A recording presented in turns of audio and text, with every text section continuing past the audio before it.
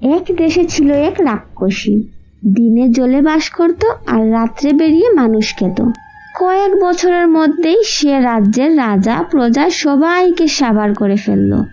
ওই রাজ্যের রাজার ছিল এক সুন্দরী মেয়ে। রাক্ষসীর মন চাইল তাকে খাবে না, রাজকন্যাকে সে নিজের কাছে নিয়ে রাখবে। মেয়েটিকে নিয়ে গেল জলের তলায়, নিজের ঘরেই রেখে দিল। দিনের পর দিন যায়, মাসের পর মাস যায়, বছর ঘুরে গেল। মেয়েটিও বড় হতে লাগলো। রাজকন্যার মাথায় ছিল লম্বা চুল। একদিন নদীতে স্নান করার সময় চুল ছিঁড়ে গেল। সে ওই চুল একটি কাঠের কৌটা করে ভাসিয়ে দিল। কৌটোটি ভাসতে ভাসতে অন্য দেশের নদীর তীরে গিয়ে পৌঁছিল। সেই দেশের রাজপুত্র শিকারে যাওয়ার পথে কৌটোটি পেল। খুলে দেখলো তাতে 12 হাত লম্বা চুল। তার ওই দিনের শিকারে যাওয়া হলো না।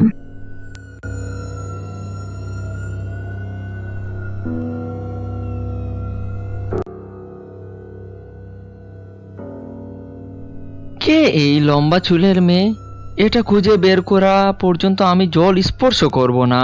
এমন করিস না বাবা, তুই চুলটি ভেসে ভেসে কোথা থেকে কোথা এসেছে।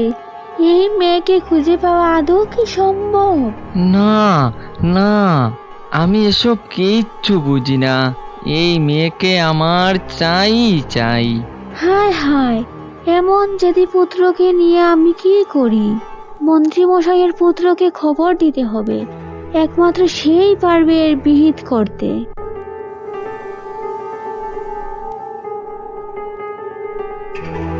আগে তুমি প্রতিজ্ঞা করো, আমি যা চাইবো তুমি তা এনে দিবে আমাকে।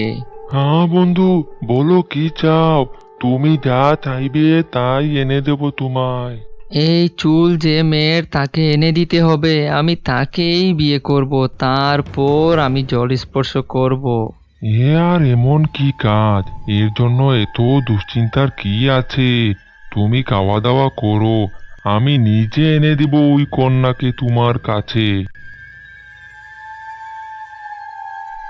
হুজুর, বারসচ্যুতর দেখে রাতারাতি একটি মন পাবন নৌকা তৈরি করার আদেশ দিন। আমাদের রাজপুত্র ওই মেয়েকে ছাড়া বাঁচবে না। যত দ্রুত সম্ভব আমাদেরকে একটি মন পাবন নৌকা তৈরি করে ওই মেয়ের কাছে ছুটে যেতে হবে হুজুর। রাজার নির্দেশে 1200 শ্রমিককে ধরে আনা হলো। রাজা হুকুম দিলেন, কাল সকালের মধ্যেই 1 মন পবন নৌকা বানিয়ে দাও, না পারলে সকলের দেহ থেকে মন্ডু কেটে নেওয়া হবে। রাজার আদেশ শুনে সবাই ভয়ে পরদিন সকালের মধ্যেই নৌকা তৈরি করে দিল। রাজপুত্র সকালে উঠে দেখে নৌকা প্রস্তুত। রাজপুত্র এবং মন্ত্রীপুত্র মনপবন নৌকা নিয়ে পৌঁছে রাক্ষসের আঙিনায়। তখন সন্ধ্যা হয় হয়। রাক্ষসী বেরিয়েছে খাবারের সন্ধানে। রাজকন্যা ওদের দেখে ফেলল। তোমরা কারা? এখানে কেন এসেছো? আমরা হীরকনগর থেকে এসেছি। হীরকনগরের রাজপুত্র নদীতে আপনার চুলগুচ্ছ পেয়ে আপনার সন্ধানে এখানে এসেছেন। উনি আপনাকে রানী করে নিয়ে যেতে চান। সর্বনাশ! এক্ষুনি ওই নৌকাটি লুকিয়ে ফেলো। রাক্ষসী দেখতে পেলে আজ আর রক্ষে নেই। সকাল হতে না হতেই রাক্ষসী ফিরে এলো। তার আসার আগেই ওদের দুজনকে বানিয়ে দিল 2 মাছি। দুজনেই 2 মাছি হয়ে একটা শিকের উপর বসে রইল এবং বসে বসে রাক্ষসী ও রাজকন্যার সব কথা শুনছিল। হ্যাঁ, মানুষের গন্ধ পাচ্ছি। কেউ কি এসেছে নাকি? এখানে আবার মানুষ আসবে কোত্থেকে? মানুষ বলতে তো শুধু আমিই আছি। খেতে চাইলে আমাকে খাও। পালাই সাপ, অমন কথা কোনোদিনও মুখে আনিসনি। আমি মরে যাই তাও আচ্ছা। সন্ধ্যা হলেই রাক্ষসী বেরিয়ে যায়। তার যাওয়ার পর রাজকন্যা রাজপুত্র আর মন্ত্রীপুত্রকে মানুষ করে দেয়, আর রাক্ষসী আসার আগেই আবার ওদের মাছি বানিয়ে দেয়। দিনের পর দিন এই ঘটনার পুনরাবৃত্তি ঘটে। এদিকে দিনের পর দিন কাটে, কিন্তু এখান থেকে পালাবার কোনো পথ তারা খুঁজে পায় না। রাক্ষসী ফিরে এলে যখন তার সেবা করবে, সেই সময় কেঁদে কেঁদে অভিনয় করে তার মৃত্যুর ঘটনার রহস্য বের করতে হবে। মরে যাই বাছা আমার, কাঁদছিস কেন?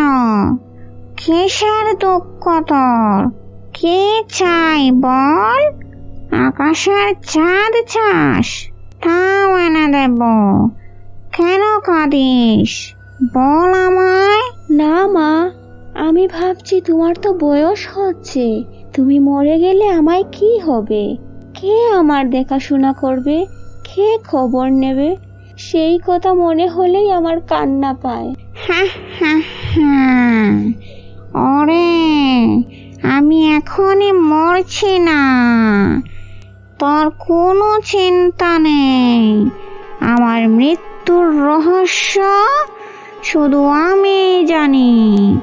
তোকে বলে রাখি, আমাদের উঠোনে একটা লোহার সিন্দুক আছে, তার ভেতরে একটা মরছে ধরা শাবল আছে। সেটা দিয়ে মাথার পিছনে আঘাত করলে 1 ফোঁটা রক্ত মাটিতে যদি না পড়ে, তবেই আমার মৃত্যু, বুঝলি? এটা কারো পক্ষে সম্ভব নয়। নে, এবার আর মন খারাপ করে থাকিস নে তো। নিজ হাতে রাজকন্যার চোখের জল মুছিয়ে দেয় রাক্ষসী। ওইদিকে রাজপুত্র আর মন্ত্রীপুত্র মাছি হয়ে সব শুনছে। সন্ধেবেলা রাক্ষসী বেরিয়ে যেতেই মাটি খুঁড়ে সিন্দুক থেকে শাবল বের করে লুকিয়ে রাখে। সকালে রাক্ষসী ফিরে প্রতিদিনের মতো একই কথা জিজ্ঞেস করে খেয়ে দিয়ে ঘুমিয়ে পড়ে। তখন মন্ত্রীপুত্র পা টিপে টিপে গিয়ে রাক্ষসীর মাথায় আঘাত করে, কিন্তু রক্ত মাটিতে পড়ল না, পড়ল বিছানায়। শেষে রাক্ষসী মরে গেল। তারপর রাজপুত্র ও মন্ত্রীপুত্র রাজকন্যাকে এবং রাক্ষসীর যত সোনা দানা ধন দৌলত ছিল সব নিয়ে দেশে রওনা দিল। সেখানে রাজা, মন্ত্রী, রাজ্যের সবাই তাদের স্বাগত জানালো। একটি শুভ দিন দেখে রাজকন্যার সাথে রাজপুত্রের বিয়ে হয়ে গেল, আর রাজ্যের সবাই সেই খুশিতে যোগ দিল।